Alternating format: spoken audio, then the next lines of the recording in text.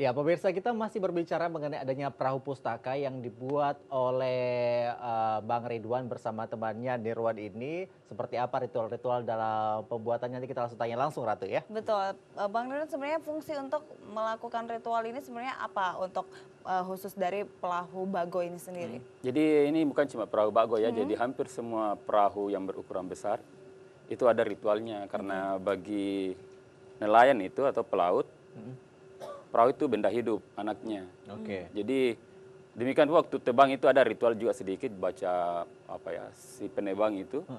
Dia baca doa dulu untuk menyapa ini penghuni hutan.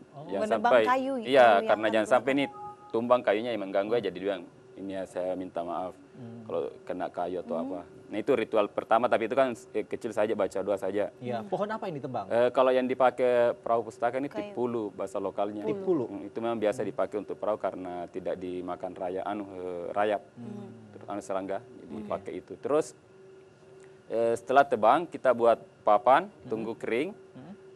Nah ritual paling pertama itu adalah penyambungan lunas. Oke, seperti apa itu? Jadi itu ritualnya ya, simbol-simbol berhubungan suami istri ada di situ. Karena ini kan perahu anak, jadi memang itu diibaratkan sebagai anak. anak ya. Jadi lunas itu dikasih kena dulu payudara si tukang, baru sambung, diolesi beberapa santan apa, karena itu kan simbolan di situ kesuburan ada di situ. Jadi sudah ada 2 ritual ya dilewati, Ya, saat memotong ritual, dan saat penyambungan. Ada ritual lain? Jadi ritual berikutnya ya ketika perahu selesai. Jadi itu istilahnya maposi. Maposi itu kan posi, pusar. Oke. Jadi pusar kan kalau kita di kandungan kan plasenta dari ibu ke anak kan itu. Pusat. Jadi kalau simbol maposi itu sebenarnya itu simbol pemberian nyawa. Ini kan tadi suami istri kan berbentuk janin Seperti apa? pembelian roh lah Iya, kepadanya diberi ya. roh. Jadi bakar dupa apa di maposi itu prakteknya itu kan lunas kan kayu kan? Itu dilubangi. Jadi ada penutupnya baca di situ ya doa terus bakar dupa. Jadi sejak itu perahu sudah hidup. Nah, besoknya itu ya kita ada makan-makan di atas perahu kan? Oke. Ada songkol apa yang makanan-makanan manis, bubur. Karena berlemak manis itu kan simbol juga rezeki. Jadi supaya perahu ini ada rezekinya ya itu makanannya pisang apa semua. Nah, besoknya lagi itu ya ketika mau didorong ke laut ya baca doa lagi di istilahnya di buritan itu, baru didorong. Wah, ini ritualnya cukup panjang juga Ini Ratu ya. berapa lama ritualnya, Bang? Sebenarnya kalau ritualnya itu kan cuma tidak sampai setengah jam, cuma kan beberapa kali. Setiap fase itu fase pembuatan tahap awal selesai itu. Apa yang diyakini oleh masyarakat Mandar ketika tidak melaksanakan ritual tersebut?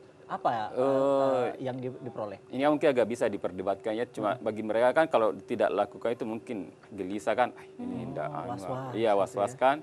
Jadi kalau di dalam ilmu antropologi itu hampir semua komunitas kemaritiman dunia itu ada simbol-simbol mistik dia bawa.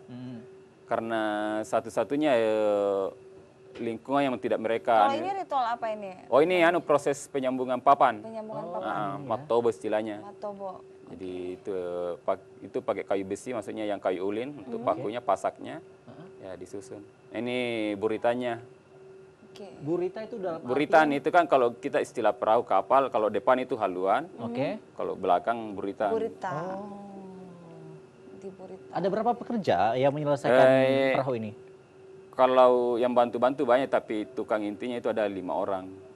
Memang butuh khusus pembuat perahu tradisional atau iya, apalagi kan perahu yang sudah punah ya. Jadi yang tahu itu cuma orang-orang tua. Kalau cari yang muda yang enggak tahu model, misalnya ini model ukiran di belakang ini enggak sembarang yang tahu ini konstruksinya apa kan. Berarti dari itu juga diperhatikan ya? Iya. Karena kita kan mau ini mendekati bentuk yang betul-betul tradisional kan.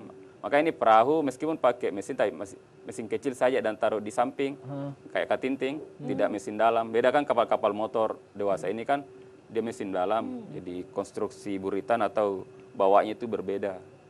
Oke, jadi memang betul-betul disesuaikan dengan bentuk sebenarnya ya, Bang Ridwan.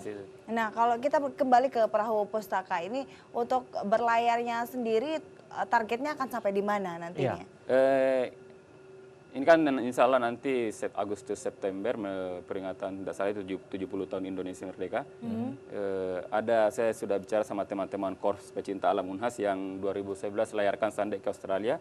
Jadi kita mau adakan ekspedisi Abel Apian keliling Sulawesi pulau. Abel Apian itu adalah sejarawan pertama maritim Indonesia ya. Sudah meninggal 4 tahun lalu tidak salah. Jadi mau keliling Sulawesi, kunjungi kurang lebih 9 kepulauan. Misalnya Spermonde kan Selat Makassar, terus di Balak-Balakan di Mandar, terus ke utara Sangita Laut, ke bawah lagi ada Kepulauan Togian, Banggai, terus sampai Wakatobi, Takabonerate. Itu rencana kurang lebih 1 bulan 2 bulan pelayaran. Wah, ini akan sangat lama juga tentunya. Dari Bang Ridwan berlayar dari Mandar ke sini, berapa orang Bang? 10 orang. Jadi pelayar yang pelayar ini yang termasuk sebagai tukang juga 5.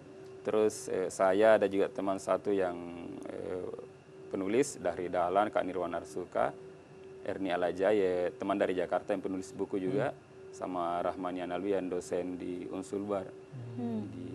Kalau operasionalnya sendiri kalau pelayaran 3 orang. Kecuali kalau ada teman-teman yang mau ikut kayak ngambil pengalaman apa kan ya bisa. Jalan-jalan Ratu, mau coba Ratu? Boleh, tapi kayaknya ini targetnya pulau-pulau di Indonesia atau Sulawesi Selatan atau gimana? Kalau yang Patingaluan saat ini Sulawesi. Sulawesi, khusus Jadi Sulawesi. nanti ini mungkin selesai puasa kita buat baru yang lagi, yang lebih besar. Perahu buat mau Patingaluan 2. Patingaluan 2 lagi itu. Sudah beli kayunya apa semua. Itu untuk Indonesia. Kalau ini kapasitas berapa orang sebenarnya? Kapasitas kan tergantung kalau kita mau bermalam atau apa kan itu kan dipengaruhi oleh logistik, misalnya air tawar apa kan. Kalau yang normal ini kapasitas berapa orang? Ini kemarin kita coba 10 itu agak sempit. Jadi mungkin ya main-main 8 ya bisa. Ya bisa 10 tapi ada yang tidur di luar apa kan. Tapi yang idealnya itu ya 7 orang, 8 orang. 8 orang ya. Itu yang bermalam di laut. Yang lama kan yang 3 hari, 4 hari tidak dekat daratan. Itu bisa karena air tawar kan, terus makanan semua. Ya. Ya nantinya Bang, buku-buku yang baru 130 buku, ini targetnya ada berapa buku yang akan kalau kita hitung-hitung ini kan perahu kapasitasnya bisa 3-5 ton.